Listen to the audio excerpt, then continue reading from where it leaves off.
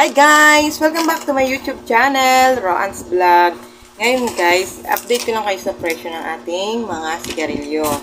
Guys, yung nabebenta lang dito sa aking tindahan ay ilang klase lang guys na sigarilyo guys. Tulad ng Mighty Green. Siya guys yung nabibili din dito na sigarilyo, Mighty Green. Ang presyo niya guys ay, check natin ngayon. Laki guys na itinaas nila, pamula nung nagtaas sila, no? Ang isang pakete guys nito ay 1,257 guys. Yan lang ngayon guys, ang puhunan natin sa isang pakete ng Mighty Green. Tapos guys, yung sunod naman, update ko naman kayo sa presyo ng Camel. Ang Camel guys ngayon, dati napakamura pa lang ito, nasa 800 plus lang. O nga, nasa mga kulang-kulang 900. Basta nasa 800 plus or kulang-kulang 900 siya. Hindi ko na matandaan guys. Ngayon guys, siya ay, ang presyo niya ay, wait, 1,066 guys ang isang pakete. Yan. Dalawa guys na pakete yung ating kasi ito na ngayon, medyo mabenta siya ngayon kasi mas mura daw siya. Kasi medyo mabenta ngayon itong si Camel. Yan.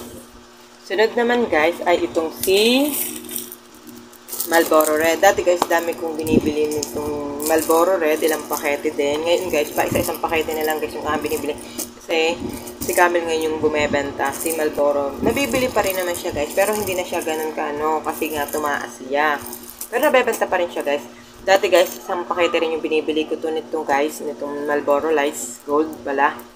Ngayon guys ito ay palimalimang kahan na lang guys kasi hindi agad siya maubos. Pero okay din naman siya, pero hindi siya ganun kalakas dati yung Marlboro.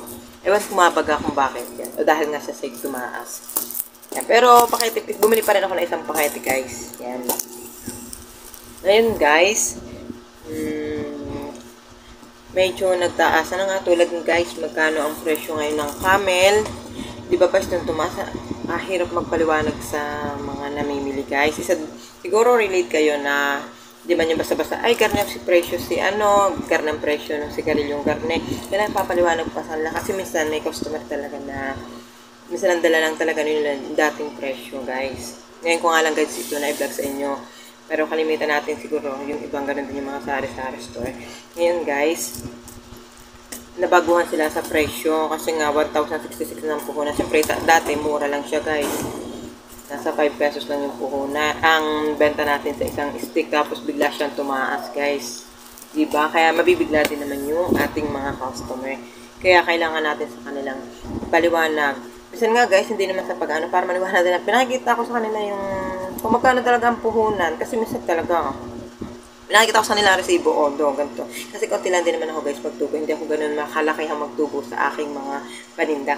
Kasi para mas madali siyang mapaikot guys. Kasi naman nakatigil yung ating sigarilyo. Hindi naman nabebenta. Okay lang na mas mura yung benta natin. Basta tayo naman, alam naman natin na pabawi natin yung ating hira. Yung tama lang guys. Yung tayo may pamasa, yung ating hira. Yung basta, ganun guys. Alam na, relate dito yung mga sari-sari store guys. Yan. Ayan guys, tayo ay naisipan ko lang guys i-vlog. Matagal ko na kasing gusto mag-vlog ng tungkol sa sigarilyo. Ngayon ko lang guys na i-vlog kasi naging busy. At ilang araw din naman ako napapatigil. Tulad kahapon lang guys ulit ako nakapag-vlog, nakapag-upload. Tulad ngayon ulit kasi naging busy tayo guys. Dahil may pasok na yung aking bunso. Hindi na siya masyado makapag-focus kasi pagkakadating marami tayong ginagawa. Kaya yan guys, na-vlog ko lang sa inyo ngayon yan. Konti lang naman din guys yung aking mga biniling sigarilyo guys. Kahit ako lang sa inyo at maglilista na rin guys ako ng mga ilang kulang dito sa ating tindahan guys. Guys, magkano na ngayon ang ganito. Ang benta ko ngayon guys nito kasi 9 pesos na ang isang stick. Sa isang stick kasi wala na masyado nabili ngayon ng kaha. Ng kahan ng mga sigarilyo. Marlboro guys, light at saka red. Ang isang stick guys, ito sa akin ay 9 pesos guys. May tubo na naman tayo doon kahit paano sa 9 pesos guys. Yan. Sunod guys, si Camel, 6 pesos yung ating benta. 6 pesos sa isang stick guys. Yan. Pero pag isang kahan naman, binibigyan ko naman sila ng discount guys. Dito naman guys, sa ano, dapat ay siya 8 na.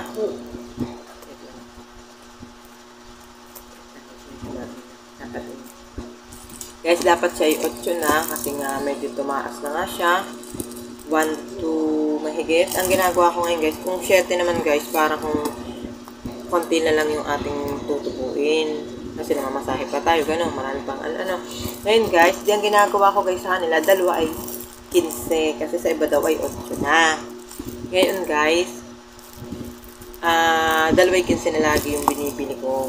Ang pagbibili ko sa kanila, ay di mas okay naman daw sa kanila. Kaya natuloy, nabibili nila sa halip ng na isang stick, ginagawa na nilang 2 stick guys. Dahil guys, wait lang ha.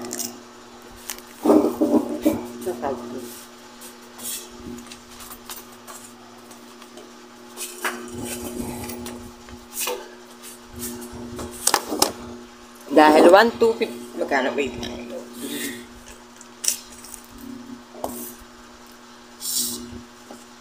1 to 57 divide 10.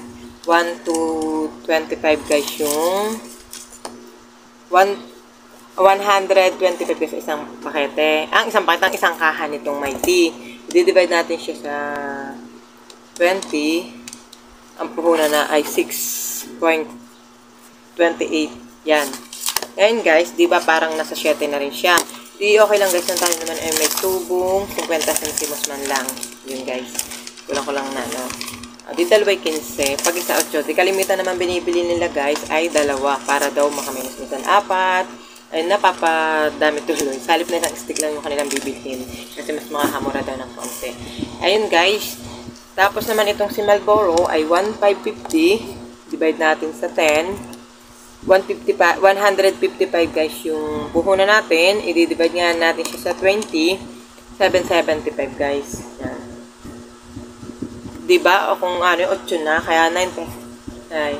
Kaya 9 pesos na guys yung ating pagbebenta sa Marlboro. Hindi na po pwede ang 8. Kasi, minsan, hindi naman siguro relate dito sa akin yung ibang mga nagtitinda. May bibili ng isang stick, may ginagawa. Di ba, laging kalimitan na kasi ngayon, isang stick lang yung binibili, guys. Nila, di ba, pwede ba namang 25 cents lang yung ipatong natin? Di ba, gawin na natin 9. Kasi ganoon na rin, guys, ngayon nakalak ang mga ibang nabibilhan. Meron pa nga daw 10. Ay, ang akin naman, guys, ay 9. Kasi kung 8, wala naman siya. 25 cents na lang, guys, yung ating ano. Magaling, guys, kung isang kaha yung kanilang bibilhin or kalahati, pwede pa. Pero kung isang stick naman, edi medyo may tatasan natin ng konti lang guys. Yan. Yan. Hanggang yun na lang guys. Na-vlog ko na sa inyo kung magkano. Pati ganun din guys yung red. Na-vlog ko na sa inyo kung magkano ang presyo ng tatatlong 1, 2, 3, 4 na klase lang guys na sigarilyo yung nabebenta dito sa aking tindahan. Yan yung mga sinisigarilyo nila guys. Yan.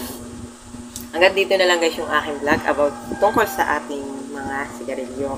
Magandang buhay mga kasari! Bye-bye!